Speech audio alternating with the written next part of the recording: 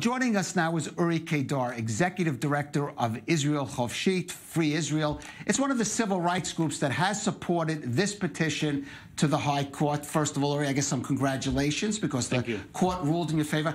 I'm sure a lot of people in Israel are just wondering, what is this all about? You can't bring bread into the hospital over 1 week of the year. Why is something like that so important here in Israel to questions of freedom of state and freedom of religion? So I think that it's important for a couple of reasons. One is that it's not only about bread, and it's not even only about chametz. One of the things that were discussed in the Supreme Court discussions that have been happening for almost 3 years now is that we're not talking about bread, or not even only about bread. We're talking about everything which is not either sealed or is a fruit or a vegetable. If someone who keeps kosher wants to bring soup to his friend who's hospitalized, they can't do that. They can't bring anything in. And that's a major problem because people, as I guess we are all aware of, food in the hospital is not a very thoughtful way of That's helping. That's a way of putting it. Yeah, and also it's that way throughout the year and also on Passover.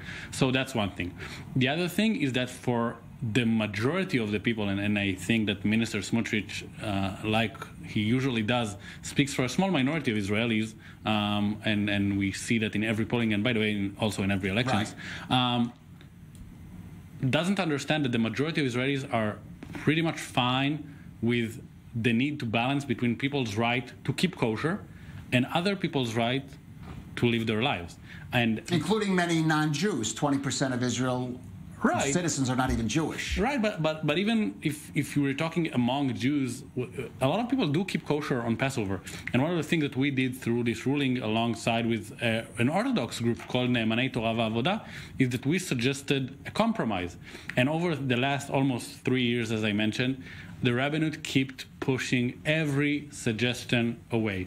And the court told them at the beginning of the process that there is not a way in which you can ask armed security guards to look through your bag and look for your sandwich or whatever it is that you want to bring, even on Passover, and they refused over and over again. And I think that the court just didn't have any choice but to rule. Right. By the way, a very conservative ruling. They only said that if you're a security guard, you're allowed to do only what the law allows you to do, which is a very simple notion. And that's the only thing that they issued.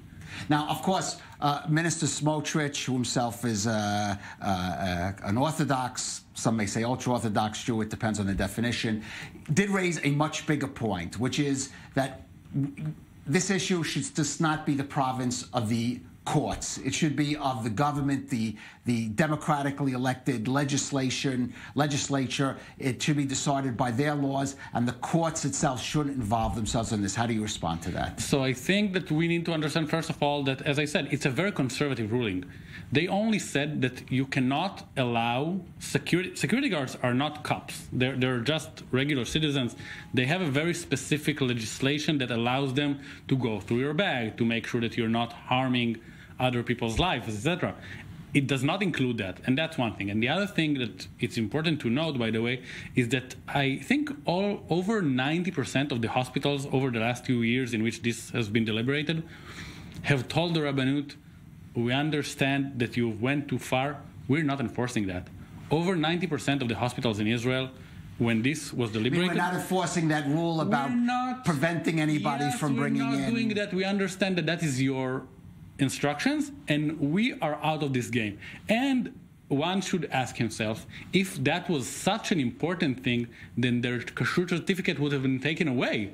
And it never happened. So then why did you pursue the case if on a practical level this was happening? Because along with other groups and lawyers who were leading this case, we understand that you need to put a line in a place in which you understand that when you're saying enough is enough, there needs to be a point in which you're saying enough is enough. You mean enough in terms of what we call it as religious coercion? Definitely, and this was a very specific place in which, again, as I said, we went along with an Orthodox group and find a solution, and that's only happens if you actually want to find a solution. Right. We should note, and you make a good point, that one of the co-petitioners here or sponsors of this was an actually more liberal but still orthodox group of Judaism. Definitely. Ne'emanei Torah v'Avodah, who we partner with on different things, by the way, and we differ on others.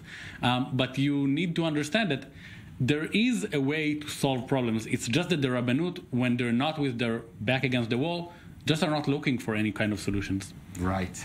Well, I guess the moral here, as the court says, let them eat bread if that's what they choose to do over a Passover. I have a hunch we've actually probably not heard the last of this issue and, of course, of the many other issues. Uri Keidar, Executive Director of Israel Chofshit, thanks for joining us on i24 News.